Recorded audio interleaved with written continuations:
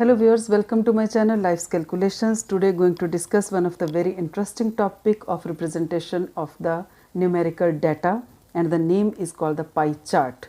Okay, so the word as well as the representation is very interesting because this name contains the word pie. Pie would remind one of the Doraemon's favorite Dora cake. Okay, Dora cake is of circular shape. Okay, and along with pie chart you can name it a donut chart also. Okay, so it is the same choco pie, apple pie, Dora cake, donut shaped thing. Okay, so it is clear from this name itself that it is a circular graph. Okay, of the circular shape this graph is always drawn. Actually it is not a graph, means that we need not draw it on a graph sheet. First of all, it has got a lesser connection with a graph paper, but it has got a more connection with the angular representation of the angles. In the pie chart we represent the angles, we draw the angles, right? So with the help of angles we draw our or we show our numerical data. Okay, I have written here that it is a circular graph which is divided into slices to show the numerical portions. Means the numerical data in terms of portions is shown by dividing this circular graph into small slices. Okay, slices, if I explain you in a simple language, is that suppose it is that Dora cake which Doraemon eats, right? Suppose he wants to share with Nobita some portion of this Dora cake he wants to share, then how he is going to do the parts? Like he will cut like this, as you cut the slices of pizza. Okay, he will cut this much portion, he can eat this portion, he can share with others this much portion. Now this is one slice, this is the second slice. Okay, so now students, whenever you know there are two arms meeting at this common point, definitely there is an angle formed. Okay, this is the link between our numerical representation and between the portions of this circular graph. Okay, one more angle will be formed here, then one more angle can be formed here. As you keep on making the slices, the angles, number of angles will keep on increasing. So this is the shape actually of a pie chart. Okay, a circular graph in which the slices are cut. See the slices, if I can show you with the help of these colored portions. This is, I have darkened one portion, this is the another portion. Okay, all of them are the slices or the portions of the circular graph, right? Now these slices, actually in terms of mathematical language, these slices are called sectors also, right? So one thing very much important I want to tell you, again I draw it a little neatly for you, that suppose these are those slices. Okay, like this, the graph goes like this. Okay, now I said that we will be having so many angles here. So actually which angle we are dividing? A circular graph means there is this point, this is the point in, you can call it the center of the circle also. Okay, now this center of circle, how much is the angle around this point? Around this point the complete angle in mathematics goes as 360 degree. 360, the complete angle goes as 360 degree. We are going to divide this 360 complete angle into many portions, many angles. Okay, and how many angles we have divided here? In how many angles we have divided this 360 degree? 1, 2, 3, 4 and 5. So 360 degree divided by 5. Okay, will be divided into 5 portions. So each will have some value, this much angle, this, it can be 60 degree, it can be 72 degree, like this. And never it is said that the portions are equal. So it will be divided into 5 portions, depends upon the data, right? So this is the whole meaning of drawing a pie chart. This is the shape of the pie chart, and this is how it is the basic structure, basic idea behind the pie charts, right? Now students, in order to explain you the drawing of the pie chart, I have taken this question for you. It is actually exercise 22B, question number 4 of Concise Mathematics Class 8th ICSE syllabus.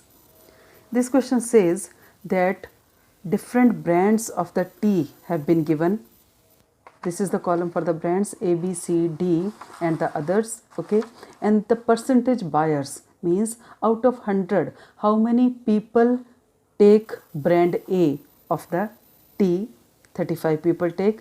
How many people take brand B of the tea? How many people take brand C of the tea? Like this, the percentage buyers and the brands of the tea have been given.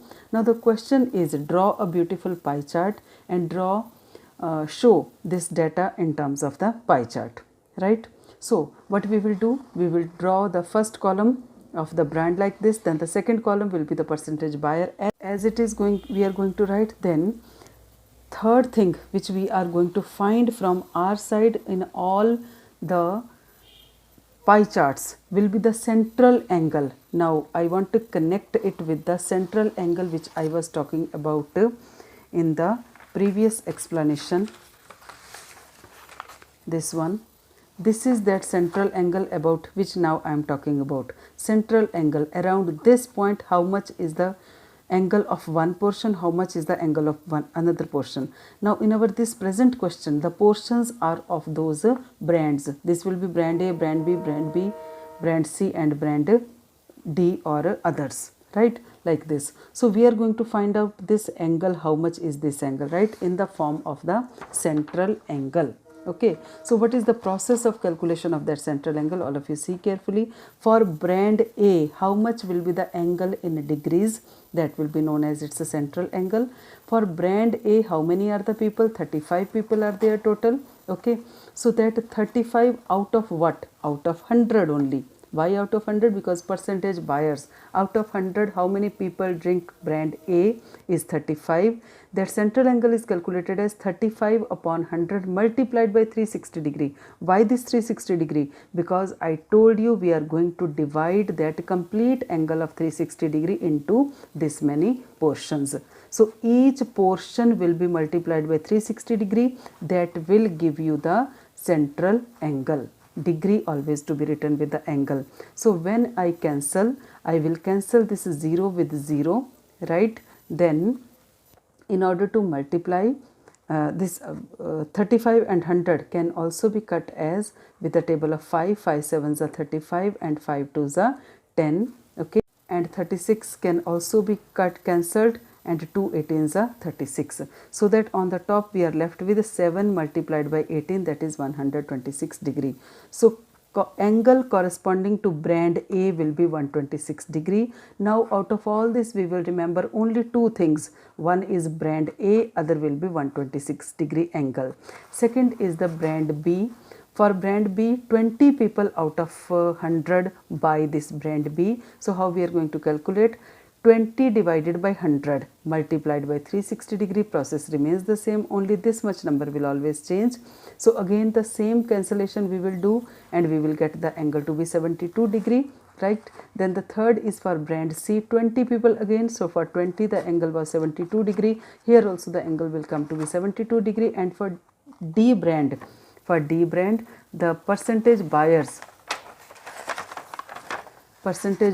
which take brand D is 15. So I am going to write 15 divided by 100 multiplied by 360 degree and answer is 54 degree. You can multiply and cut. And others brand, how many people take other brands other than A, B, C, D? This is only 10%. 10% means 10 out of 100. 10 out of 100 multiplied by 360 degree and answer will be 36 degree. So now students, we are going to remember the brands A, B, C, D and others, and corresponding angles only we are going to remember: 126 degree, 72 degree, 72 degree, 54 degree and 36 degree. This much information now we are going to draw on our pie chart, and beautifully we will draw. Very interesting way of drawing and you will love. Students, in order to draw the pie chart you need to do what is, first of all let me tell you the things which you need to draw the pie chart. One is our compass and pencil, okay, to be properly put in. Then we need a very important part is the protractor, and then you need a scale. Okay, with the help of all these things we are going to now draw the pie chart. right? So first of all, you need to draw a circle like I have drawn here. It can be of any radius, means you can open the compass of your own choice. There is no hard and fast rule. Okay, it will not change the angle also, right? You can take the radius to be 3 centimeter, 4 centimeter or 5 centimeter depending upon means depending upon your own choice or availability of the space. Okay, so I have taken up I have drawn the circle like this. Okay, now then you need to do what is, you need to draw a radius. Okay, so this was the center of my circle. Okay, this was the center of my circle. Then I need to do what is, you need to draw a baseline, means we can call it that we need to join one point of the circle with the center. So I have drawn this one radius. Okay, once that radius has been drawn, now we need to see the first angle. Okay, so in front of brand A, the first angle is 126 degree. So on this baseline, we need to draw the angle on this baseline with the help of a protractor only, right? So we are going to join, you know, in 8th class, you know very well how to draw the angle with the help of a protractor. This is the zero line. Okay, zero line, baseline of the compass to be put exactly over the baseline of our figure. Okay, this is the baseline. I have put this line over the line which I drew as the radius. Now because the zero of the this zero has been drawn, this zero line is coinciding with our baseline. So we will try to look from this side, 0, 10, 20, 30, 40, 50, 60 up to 126 we have to go. This is 120 and 130, 30. So around here 6 more lines after 120 will give me 126 degree angle. So I mark here, this is 120, 1, 2, 3, 4, 5 and 6. Okay, so this is your angle. Now you can simply join either with the help of scale or with the help of simple protractor only. You can join this point with this point. Okay, so this gives me first angle, right? And the first angle was 126 degree. So now you can very well write here that this is the angle of 126 degree, right? Then this corresponds to which brand? This corresponds to brand A. So over here I will write brand A. Then comes the next part.